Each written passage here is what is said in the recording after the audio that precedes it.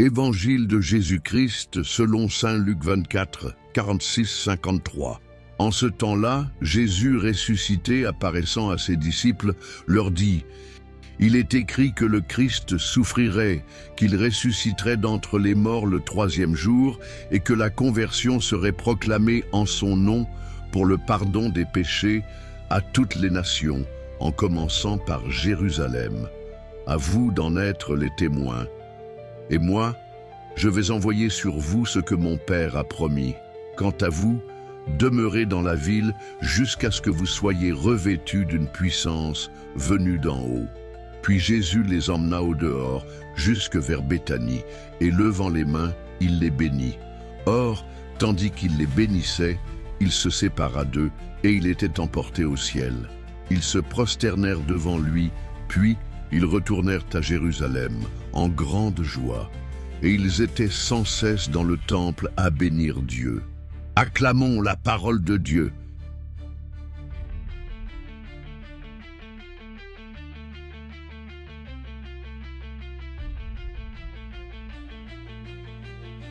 Revêtus d'une puissance venue d'en haut, l'ascension selon saint Luc, revêtus pour la mission. Frères et sœurs bien-aimés, en ce passage de l'Évangile selon saint Luc, nous contemplons la scène majestueuse de l'ascension du Christ. Jésus ressuscité, après avoir ouvert les Écritures à ses disciples et partagé avec eux la paix, leur confie une mission. La conversion serait proclamée en son nom pour le pardon des péchés à toutes les nations. Et à qui cette mission est-elle confiée? À eux, à nous. Mais avant de partir, Jésus promet « Je vais envoyer sur vous ce que mon Père a promis ». Il parle ici de l'Esprit Saint.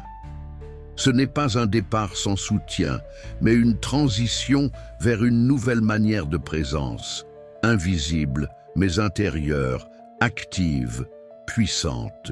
Quand Jésus est enlevé au ciel, les disciples ne sont pas tristes, ils sont en grande joie. Pourquoi?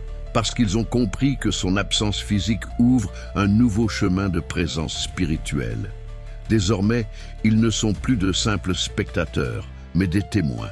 Ils ont vu, ils ont cru et ils sont envoyés. Comment vivre ce passage aujourd'hui? 1. Accueillir la mission personnelle. Jésus s'adresse à chacun de nous. À vous d'en être les témoins. Cela ne signifie pas prêcher à tout le monde dans la rue, mais incarner l'Évangile là où nous sommes. À la maison, au travail, dans nos choix, nos paroles, notre façon d'aimer. 2. Attendre la puissance d'en haut. Comme les disciples, il faut parfois savoir attendre. Avant de courir, demeurons en prière. Laissons l'Esprit nous façonner, nous fortifier.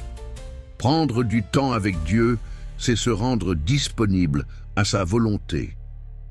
3. Bénir Dieu sans cesse. Luc conclut ce passage avec cette phrase précieuse.